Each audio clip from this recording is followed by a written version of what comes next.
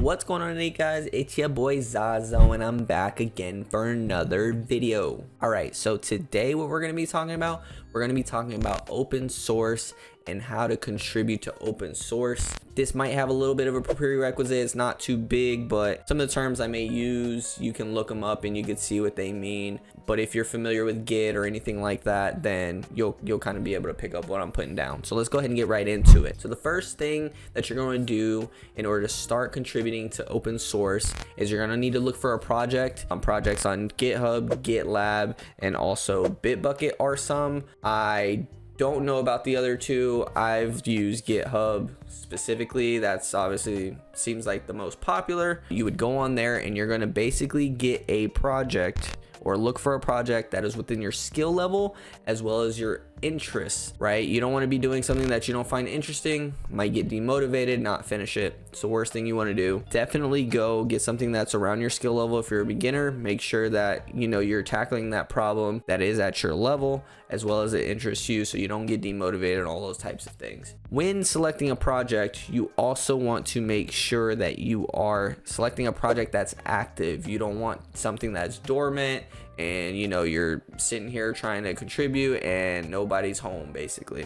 So you want to make sure it's active and you want to make sure it aligns with your skill level and your interests. All right, the next thing you're going to want to do is you're going to want to read through the documentation. There should be a readme file before you contribute. You want to read about what that project is. If you like it, that kind of ties into, is it within your interests or not, how to contribute, and different things like that, kind of like the rules of the road, because these are things that are being maintained by others, so they are and can be very serious about these projects because they are building them for a need. So people do take this very seriously. So make sure you're reading through that, kind of following the rules, the project rules, guidelines, all of that. Then once you found a project, you want to go ahead and set up some local environment on your machine that you can use to essentially whatever problem you pick up, issue, new feature, whatever, you'll be able to work on it on your system. So you want to go ahead and set up a local environment to do that. The next thing is you want to go in and identify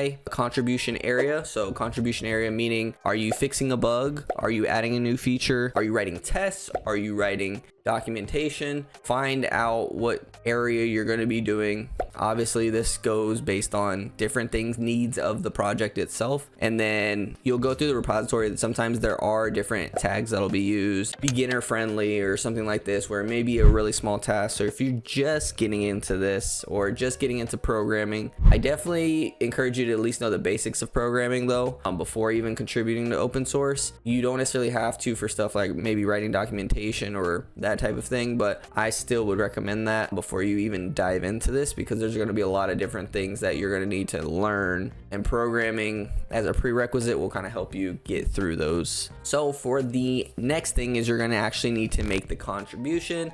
So essentially what you'll do is you'll fork the repository and you'll clone it locally. Essentially you'll be taking whatever is on GitHub, the project, you'll essentially be cloning it to your machine locally so that it doesn't affect obviously the master branch, or I guess the final product, and you'll essentially bring it to your computer essentially through git commands, and you will do whatever thing you picked up, whether it's a bug, it's a new feature, whatever it is. You'll create your branch, basically contribute, do your work, all that kind of stuff. You want to make sure you're following, once again, the rules of the project.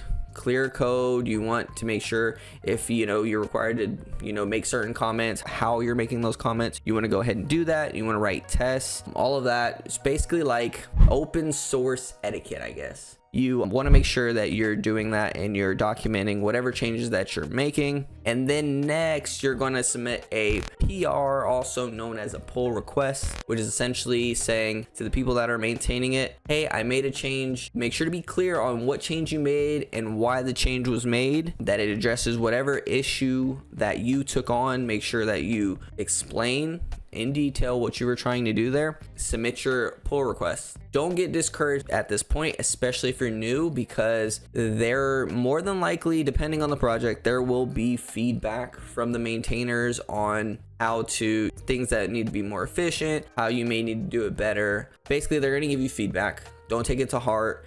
This will make you better in the long run because chances are those people are probably more senior than you, better programmers at that point. All of this, don't take it to heart. Be kind, be respectful, take the feedback, make the changes, and then, you know, go from there. The next thing, you want to engage in the community. So you want to be joining discussions, you want to be kind of bouncing ideas, you want to be getting to know people, sharing updates, sharing issues. You want to be very involved. This is going to help you because, like I said, there are people on wide ranges of experience in this space, and this can be very helpful to anybody that's newer, not even newer, but you could be kind of somewhere in between, and this will still be helpful for you. You're going to get insight from higher level devs, you're going to be able to help lower level devs, basically everything in between. So make sure you're contributing in that aspect as well, and you can really kind of learn how to essentially be a community, be kind of like on a dev team. It kind of simulates being on a dev team. So